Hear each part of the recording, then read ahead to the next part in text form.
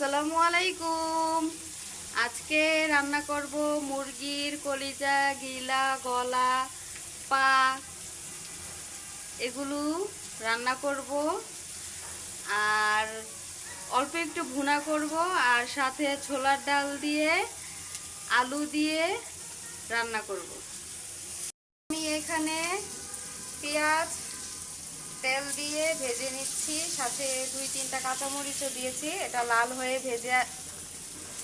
ভেজে লাল করে তারপরে আমি মশলাগুলো দিয়ে দিব। তারপরে আমি এখানে গিলা কলিজাগুলো দিয়ে দিচ্ছি, সাথে পাও দিয়েছি। পা আমার মেয়ের এবং আমাদের দুইজনেরই খুব পছন্দ।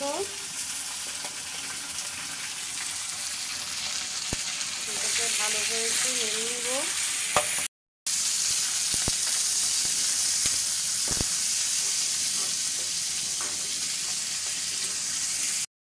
তারপর এখানে আমি সব মশলাগুলো দিয়ে দিব। প্রথমে আমি আদা রসুন বাটা দিয়েছি, তারপরে দিচ্ছি লবণ পরিমাণ মতো, তারপর দিচ্ছি মরিচ গুঁড়া,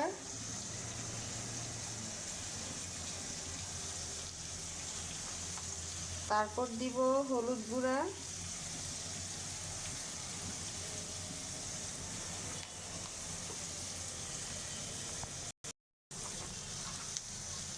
তারপর আমি গরম মশলাগুলো একসাথে দিয়ে দিয়েছি। মশলাগুলো খুব ভালো করে মিশিয়ে নিব।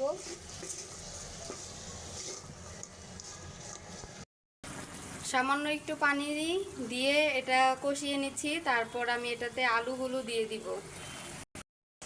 আলুগুলো আমি ছোট ছোট করে কেটে নিয়েছি, যেহেতু এটা ভুনা তাই।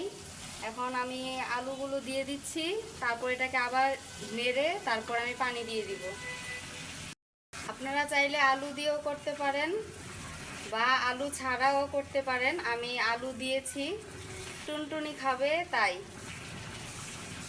এখানে আমি পরিমাণ মতো পানি দিয়ে দিয়েছি। এখন এটা খুব সুন্দর করে একটু ভুনা ভুনা হবে, আর সিদ্ধ করার জন্য যতটুকু পানি প্রয়োজন আমি অতটুকু পানি দিয়েছি। বাহিরে গাড়ি, তারপর আরও অন্যান্য শব্দের জন্য দুঃখিত, কারণ আমার বাসাটা হচ্ছে মেন রোডের সাথেই।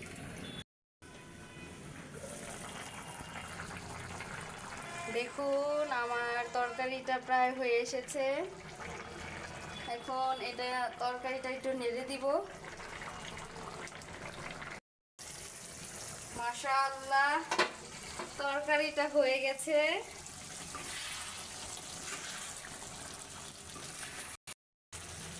ভিডিওটি কেমন হলো অবশ্যই জানাবেন, আর পেজ থেকে দেখলে অবশ্যই ফলো দিয়ে পাশে থাকবেন,